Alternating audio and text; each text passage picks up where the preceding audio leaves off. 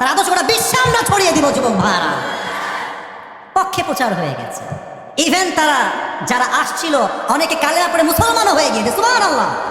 তবে হ্যাঁ, নবীর আদর্শ তুমি যখন বিলং করার ট্রাই করবা অনেক ট্যাগ আসবে।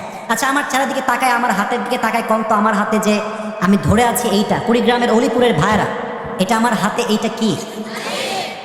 আস্তে কেমন করেন, জোন কম, কি নাম এটা?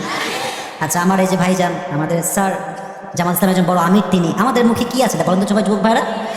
একটা ছোট্ট কথা মাঝে জিজ্ঞেস করছি, এখানে অনেক মায়েরা বোনের আশেপাশে আছেন, তাদের জন্য কাজে দিবে। আচ্ছা, আমাকে দাঁড়িয়ে রেখে কি আনস্মার্ট লাগতেছে?